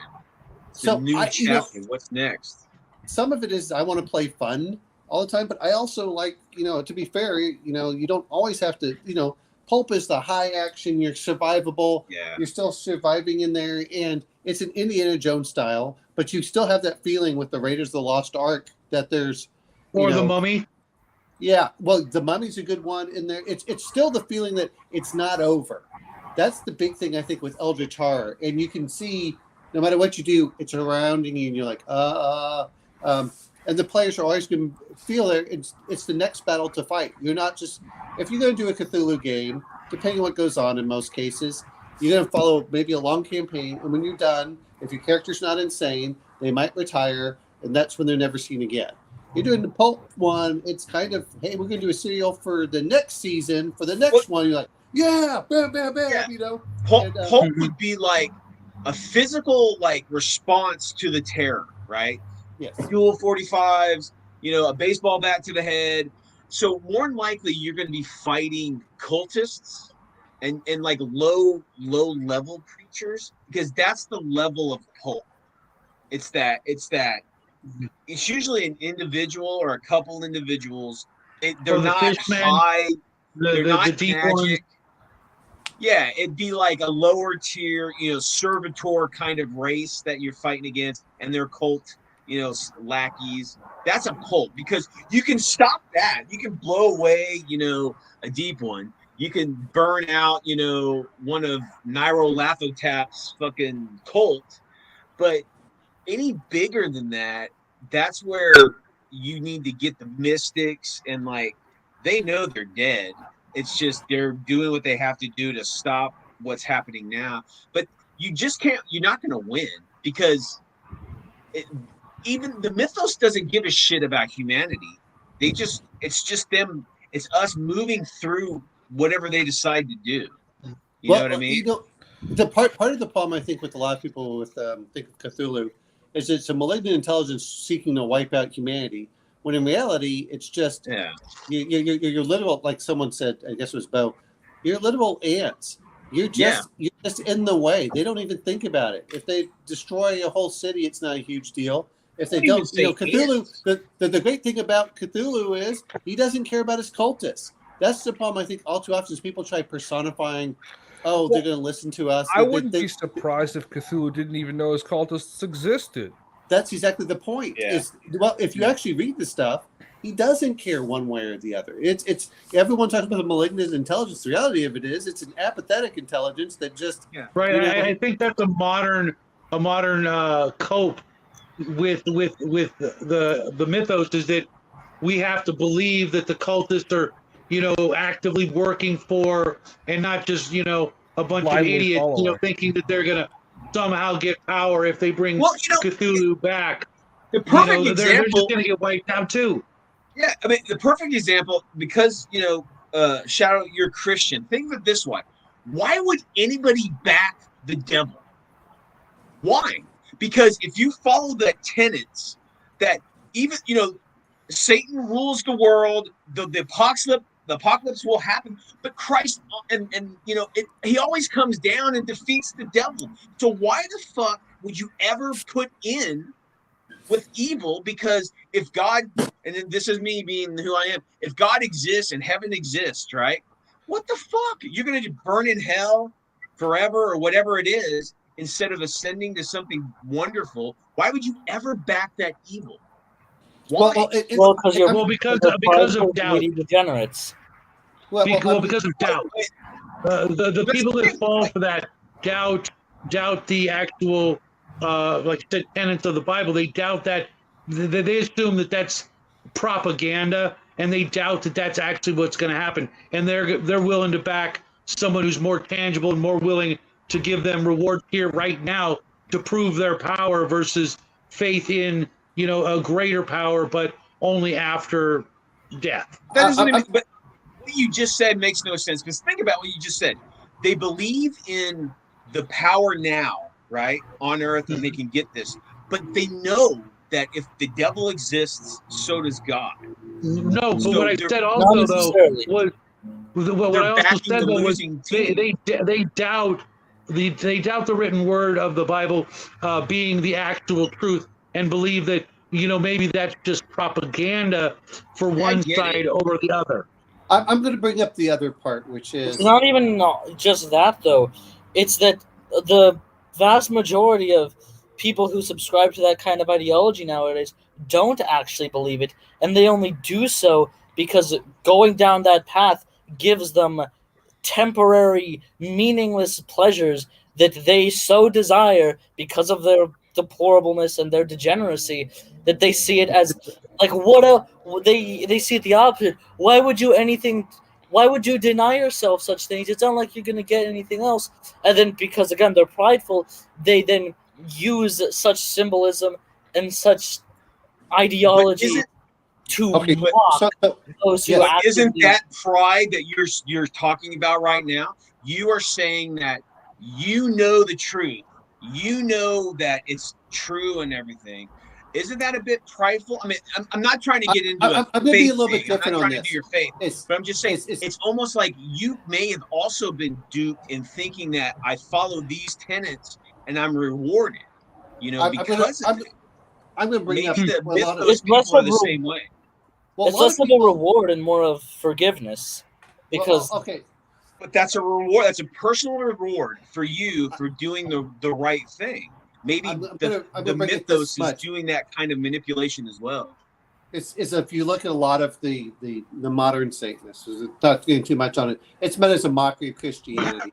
That's what it's really set up to be, because you look at the quasi founder of the Church of Satan, and you look at it, and it's just intended to be a mockery of things, and it takes tongue in cheek. Oh no, they even say that. It's just faith, guys. You have nothing without that word is faith, because no one can prove it. I mean, scientifically prove, like, here's God, he's standing right here, blah. Okay. Now you can get symbolic and metaphysically whatever. I get that. But faith is everything. And if you don't have it, then you don't have what you. So maybe the mythos, they believe that Cthulhu is speaking to me. I'm special. Cthulhu is dreaming to me. Nyarlathotep is giving me machinations to do for him. I'm going to bring up the other part is, because a little part of whenever we're talking about these occultists here, I'm not disagreeing with some of the things you're saying. I think a lot of it is you find this book, you find out that it gives you direct immediate power in some way, shape, or form. Doesn't matter. You're casting spells. You can do this, and I'm going to go for Call of Cthulhu. And whenever they do it, is whenever the cultists summon whatever they're going in there. In most cases, it always backfires on them. It always eats the cultists that they come in there. And I mean, it's almost like, look, guys, if you're smart, it's like, we're going to summon whatever the monster is. The monster comes in, it destroys the town, it destroys the cultist, and then it kind of just goes away again. And you go, well, we want to save the town in certain cases, but if the town's really corrupt, you don't have to. And then what's going to happen again is someone else finds the book. We've all seen this. Yeah, after the smoke clears, the book is sitting on top of the rubble. And it washes up on some other shore, perfectly intact. Washes up on I wanted to before, because we're getting close to the end of the show. Do you know the there name are of that a lot book? of other there are a lot of other creatures in the Cthulhu mythos that have absolutely nothing to do with the sort of religious aspects of it. Yeah. That's kind of the things I like to focus on, is those hidden gems. One of my favorites was the Migo or the Mygo. Yeah, I don't know if you guys remember those fungus. The fungi from Venus or Pluto? Pluto. Actually, it's from Yuggoth. Well, Yuggoth is another name for Pluto. Okay. That's Migo's name for it. Okay. Where they would. Yes, I love that. That was so creepy. Where the old guy is sitting in the chair and he's really one of them, but with a rubber, wax mask or whatever, because rubber masks weren't really a thing back in the 30s, I guess.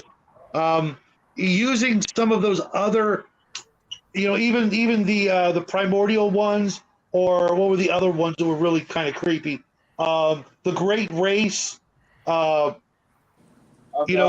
cone-shaped guys with the four tentacles. Yeah. I like using those things, guys.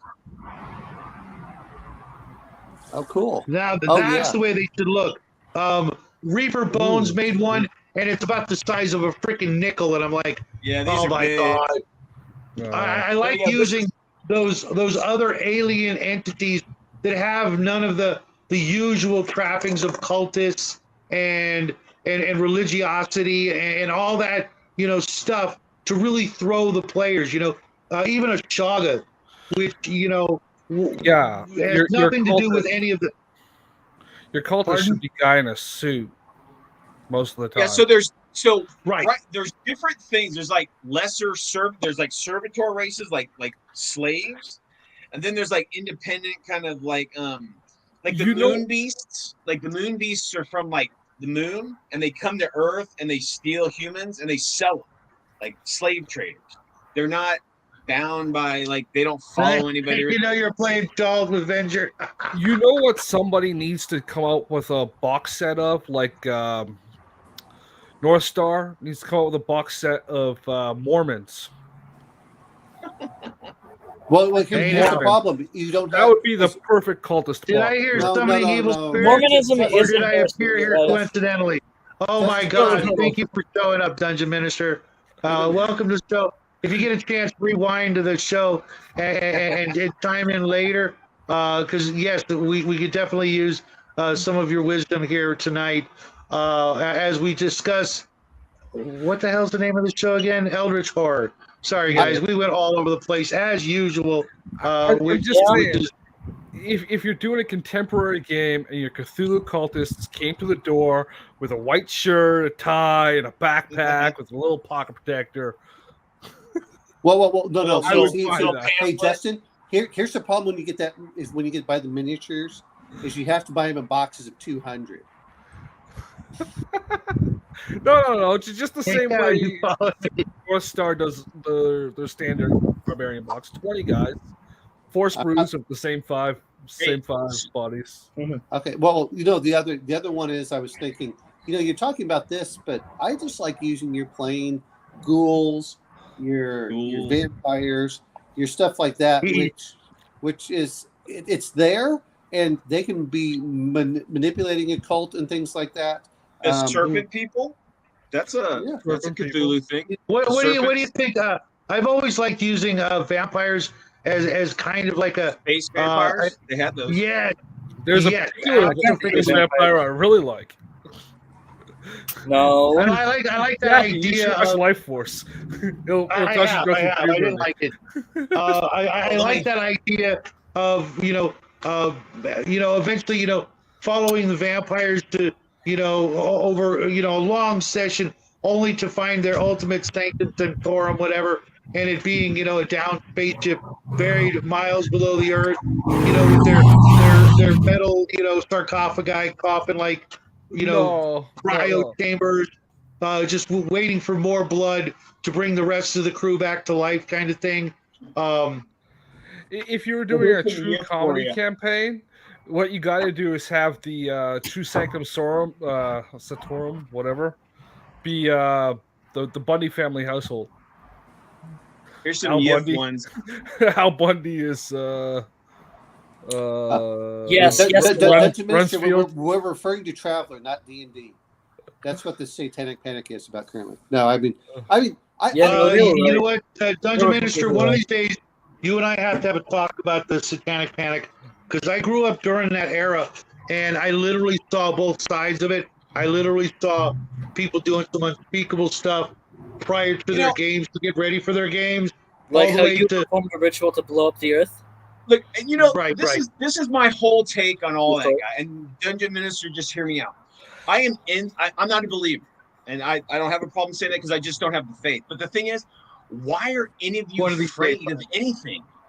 If I had that assurance that there was something beyond and these tenets to follow that would give me righteousness, I would be at peace constantly, because I know no matter what happens to me in life, I know that there's something better on.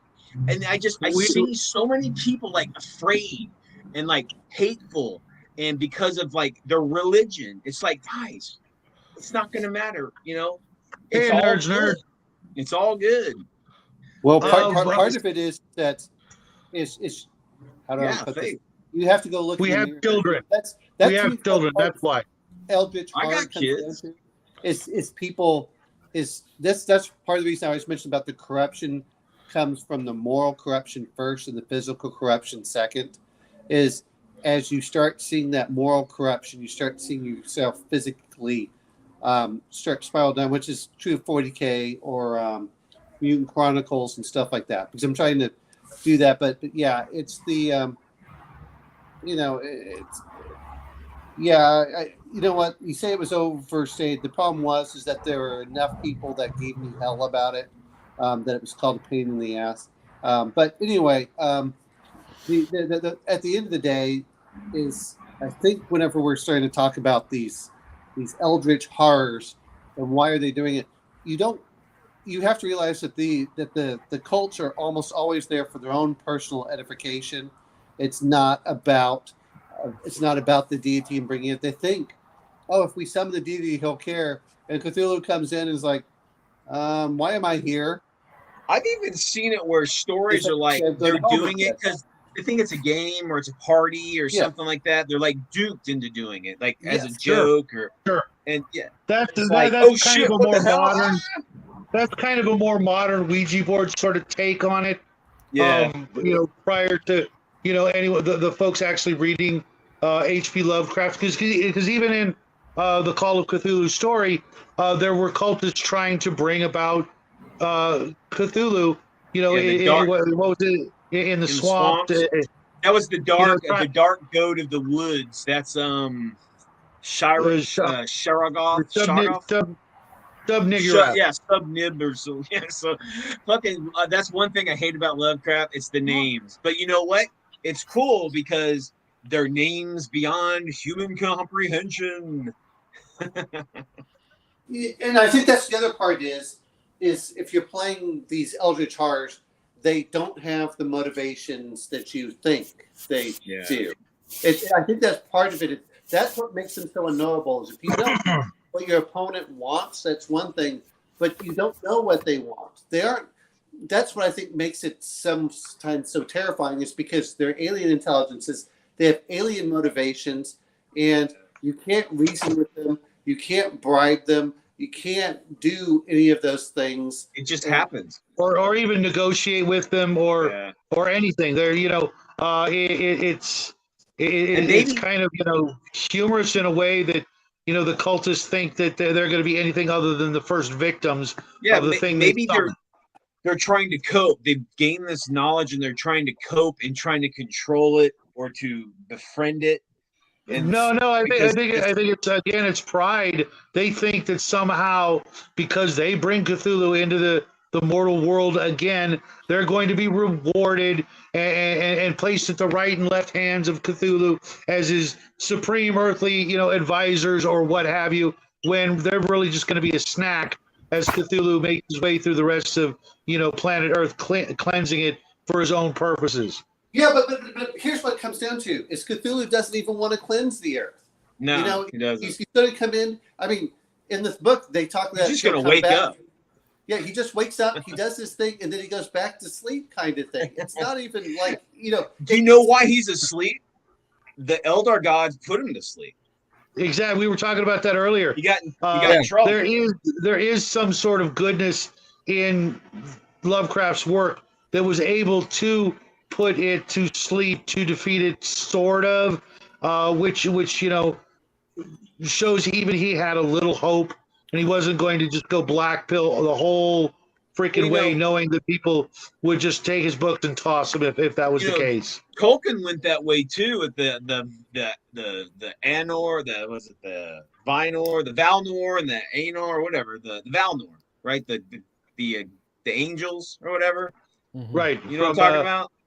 Norse mythology, right? No. No. He's talking about Tolkien in his. Okay. Sorry, I missed that part. The names are very similar.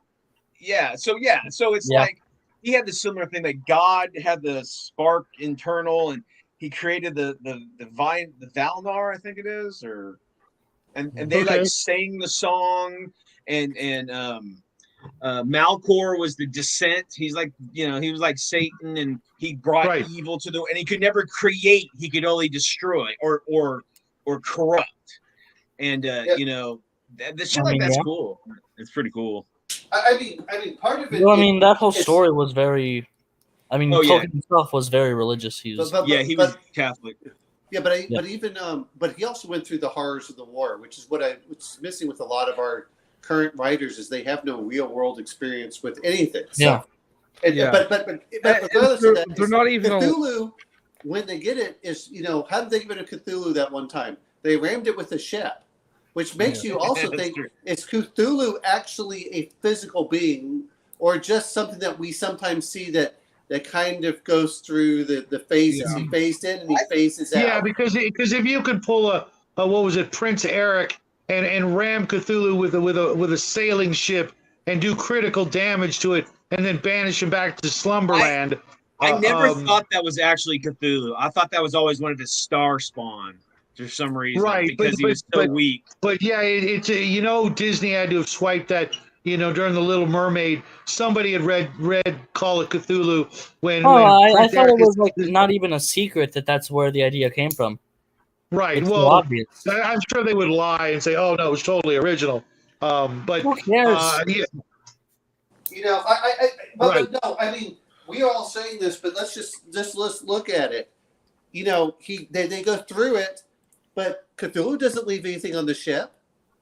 Cthulhu was ethereal effectively when they ran through it. He kind of dissipates like the fog, which makes you think, was it real? Was it not real? And that's the other part of Eldritch horror is the players are always second guessing. Is it real James. Or not? The great old ones beat the Star Spawn in a war, and the result of that war was they retreated or went back to sleep or something like that.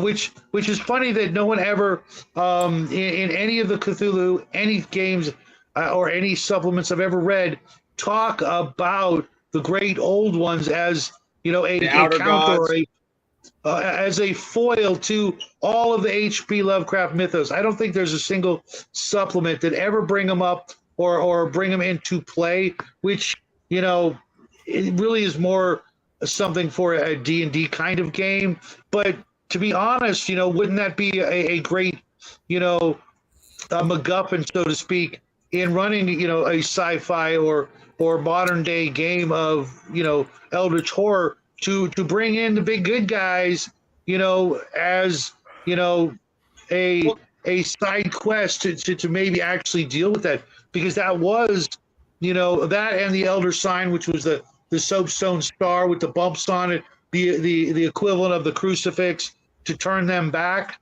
I wonder why that's never, brought into any Not of, just an actual crucifix. I think the big reason is that they're like infinity like level of a being. You know what I mean? They're Cthulhu. I mean, even Cthulhu is beyond human, and he's like what? He was like a priest of some of these guys' religions or whatever the fuck. But these guys are like the gods Justin, go for it. of the god of the gods. You know what I mean? The outer gods are like bigger, like we're talking universes and shit. So I think that's just out of the realm of the You're gonna game have to play. share it, Shadow. Oh, okay. I'm not sure if I can. I'm trying to think of one other thing, though, when we're talking about this, and you're asking what do you use. I like what's the doles, which are basically tremors. If you watch the movie, Right. I like those aspects because it's both physical. Oh no! And it's horrific. Look who's here. Who is here? Oh, Connell. They We also were just have that. talking about you like an hour ago. You there? I mean, we're all here. You know what? I can't, Justin. What's going on? Cool. Sorry, Okay. Justin. I would love to share that. Uh-oh. And he's gone. All right, I think I am in control of the show. Am I? No, I'm not. I think that might be my fault. Yeah, you got him out. Oh. But no, I mean, there's so Well, of course, Connell shows up and he immediately leaves. yeah, but I mean, there's so many things that when we talk about Eldritch horror, I think the problem is that everyone wants to give them, normal human traits for intelligence and bargaining and everything else, and just say that's why I think that when you're talking about that, it's the cultists that are really pushing this stuff because the elder gods don't care. They'll come back when they feel like it, not a moment sooner. And if you call them back sooner, they're probably going to eat whoever summoned them, destroy the surrounding area, and then go back, then go wander off in the universe again. I think that's part of the whole aspect of, well, do we lose New York or not? And that's the other part is when we talk about movies. What does Cloverfield count as a as a Cthulhu-esque movie? I've never seen it. Never seen it. The first one is really good. Once again, starts off just you think it's a party film. Kaiju movie. Yeah. Yeah. Well, so the Cloverfield 10, I think, was even. I like that it better because it gave an excuse, especially when you're like, "What is this crazy man doing?" Where he seems to go, wax and wane between being good and being a complete psychopath. All you have to do is say tentacles. Yeah. Sorry, Justin. Thank you for posting the link. It's a link to a Cthulhu 2024 T-shirt. Is that Teesprings? T-Public. Just be aware, Justin, that may actually be. Just be aware that may actually be copyrighted. So. No, Cthulhu's public domain. No. But Cthulhu 2024 may be copyrighted. Well, if they take it down, they take it down. Okay, I'm just letting you know because there's a website that's been doing that for the last decade or so. More than that, all the way back to the 70s, I think. Yeah. James L., I want to see your Koatoa Fish Dudes. You want to come in now and show us, or share with me on Discord, because I love Deep One type miniatures, which clearly the Koatoa were back in D&D. Its origins back in were they in the Monster Manual? Yeah. Or was that just that? Okay. Well, they were in the portfolio. I thought they were in the Monster Manual. Yeah, because I think their first appearance was in Descent in the Depths of the Earth or something, the Drow modules. Yeah. D1, D2. Yeah, D1, D2. If you're in DM James's Discord, I'm gonna post the link in memes. Okay. I really should probably join that. Yeah. Well, where did Brian go? I'm I not want sure. him to come in and do the Ree has them at the moment. We'll show you when she's home. Okay. Why does she have your Kotoa miniatures? Now, Is she building a little shrine out in the woods? Shrine of the Kotoa. D2. Okay. I knew it was one of the D series because I think I still have it. The eyelash of Cthulhu is a black hedge, soft color. What? Now, You got knocked off. We'll get back in here. I want you to shout out your channel as we say our goodnights because it's cruising up on that time. Can we do a part 2? Pardon? Can we do a part 2? Absolutely. If you guys are all willing, I'd love to keep this one going. You know, not everyone deserves a part 2, but there's so much Cthulhu goodness in here. Now, and Dean Koontz did a short story. I can't remember the name of it, but look it up. It was pretty good. In the Eldritch horror. I'm going to mention one other thing that everyone forgets. Conan had Cthulhu mythos. Yeah. The same thing. Yeah. You're right. Because the two were contemporaries and they wrote to each other and tried finding a common. As a matter of fact, I'd like guys at the King in Yellow were all shared universe. Chambers. I forget his first name. Chambers. I think it was his last name. Get your ass back in here, Brian. Who said you could leave? Yeah, because one of the things I wanted to do was because I've only read some August Derleth, the book of short stories that Cthulhu H.P. Lovecraft helped ghost write with the different authors, and I know there's a ton of other authors out there that talked about or wrote Cthulhu mythos stories, and I want to kind of explore. Hold on, Call of Conan, Conan of Cthulhu, Cthulhu the Barbarian. Nice Dungeon Minister. Because I also want to talk about some other things. Because I ran Jackie through a Call of Cthulhu game. It was like 2 nights, and we literally played in the dark, and it was a blast. His mom thought we were insane. Music. Right. Jackie picked 8 hours of just phenomenal music, and it was just the 2 of us, and we only had like one tiny little candle, like not even a real candle, just for the minimal of light. Candle? No, of course not. It was like a tea light or something. Oh, and, that's better. I will say this much though, is the deep ones are going to die to some very short people. Shit, yeah. Oh, don't know, man. The Boo Boo tribe is kicking the hell out of the deep ones. Justin is stealing all your ideas there, Dungeon Minister. Take care, James. I will see you real soon. You need to get his collection and read them all. I'm not sure. I have the complete works of H.P. Lovecraft, or the complete fiction, I should say, because I don't have all of his letters and I don't have all of his poetry. But I have a book of poetry from H.P. Lovecraft I had never seen a copy of before. But when I ran Jackie through the Cthulhu game that I ran, I had created up a whole new thing. And I was wondering, which I think is something people should do a lot more often, because not only is it fun, and because I have a philosophy about this that I will get into next week, but I think that everyone should take the opportunity to make new monsters when they can, if they're doing like unconnected stories or whatever, because it's just very fun to come up with that kind of stuff. Yep. Absolutely. Reusing the same old like stuff that H.P. Lovecraft made. It's true. Exactly. And I was wondering if you guys are up for a challenge, come up with something, give us like, a couple of minute, elevator pitch of your new version or branch of the mythos, so to speak, or some way you could, redo it without everybody being able to go, oh, it's a Shoggoth, or oh, it's a this.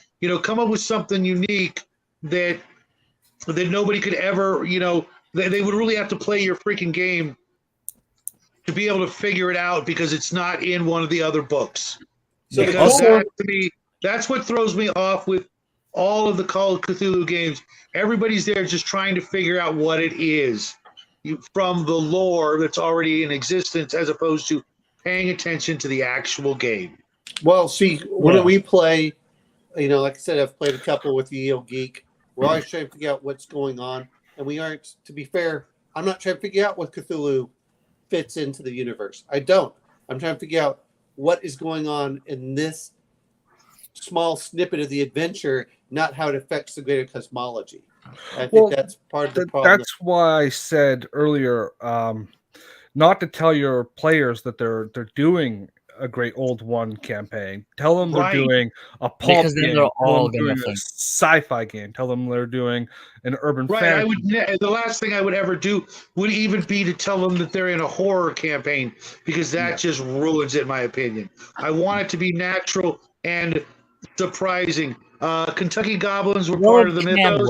I believe so. And real quick, Mac, I'm not sure. I want to ask you, what was I saying to what were you saying? I'm not sure where you missed what I was saying, but I want everybody to come up with their own kind of like Eldritch horror campaign idea with some sort of monster or main bad guy sort of description, so that we can all maybe steal or borrow from each other, so that when we run one of these kind of games, the players don't know what they're getting themselves into in the way of what specific monster. If they see slime trails, they're going to go, oh, it's a Shoggoth or something like that. I don't want the players to know what it is, because you made it up and they got to figure it out for themselves by following the actual clues in the story, not trying to second guess what book you're using or what monster you're borrowing from pre-existent lore. We're freaking DMs here. Let's do the freaking hard thing. Let's make up our own, branch of the mythos. I'm going to flip it over as players. I don't know. As we're getting older, I really don't care if it's a dole or it's this or it's that. We'll find out over time. That's because I guess, as we've all been DMs and stuff like that long enough, everyone changes things. So you don't know what's there. And you play as if you don't know. That's the point of having fun with the game. Not everybody does that. Well, what's this fun you speak of? What is this?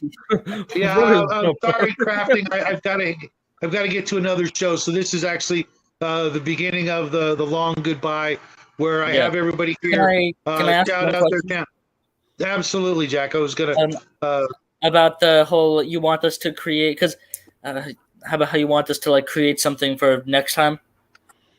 I assume you can use what you already have. Oh, that kind of makes it less fun, because okay, because I'm going to use what I used with you if I can find it. But I got to show that. I have a decent idea as to what it was, and I also have a decent idea as to where it is. I think it's behind the TV. Oh no, not the clay version, just the picture I drew. What rating can we do it? Because I got some pretty spicy. Well, Jackie will be here.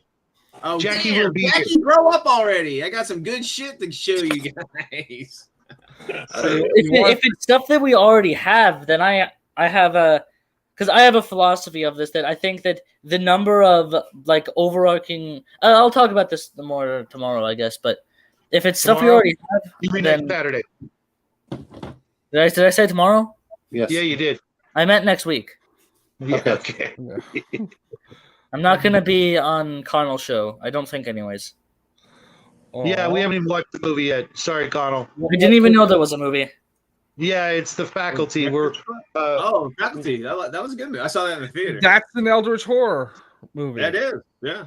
Okay, I saw it once. I don't remember it. I'm gonna watch it tomorrow after church. Yeah, I know, right? You don't go to church, you heretic. After you go to church. Famke Janssen.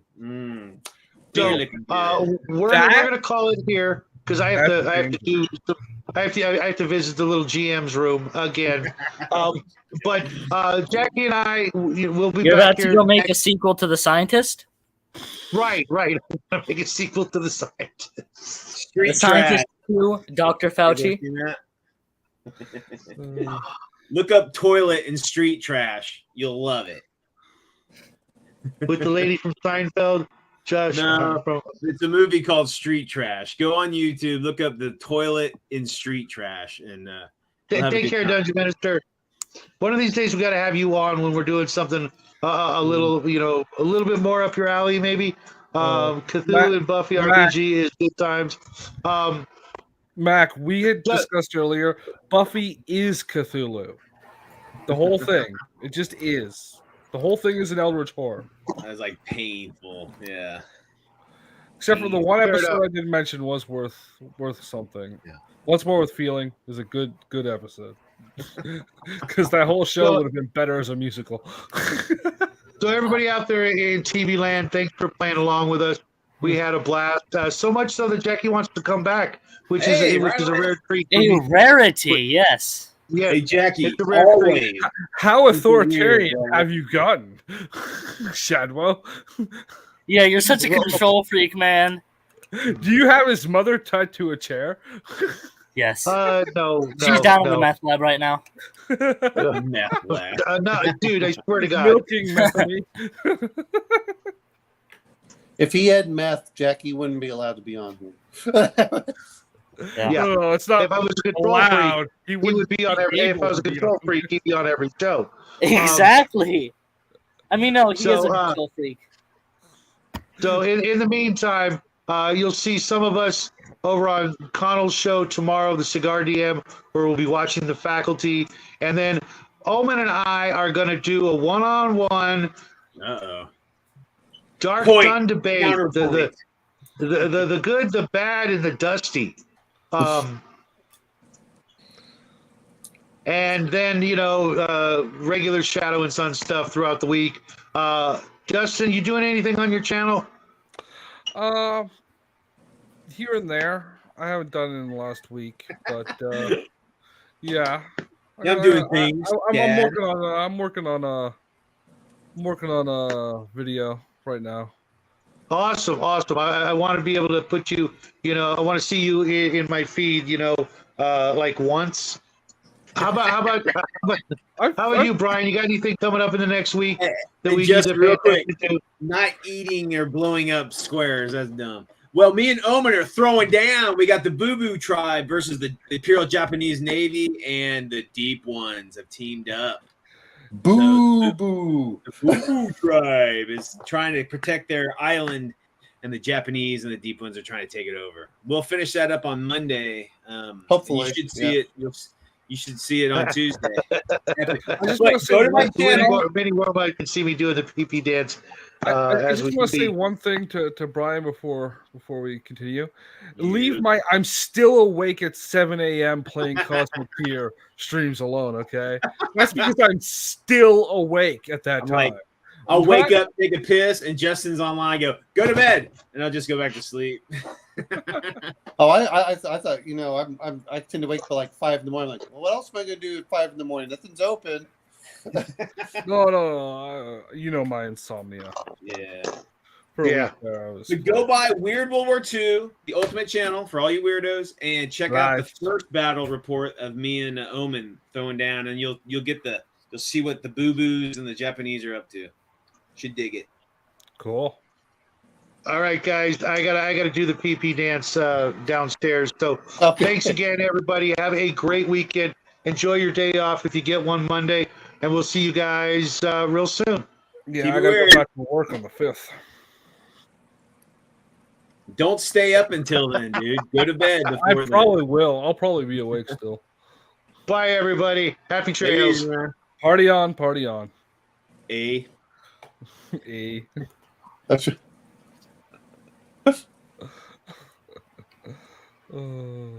Okay, I'll see you guys later. Bye. Good night. Wow. Isn't this just interesting? I'm left alone here again Oh, and he's back.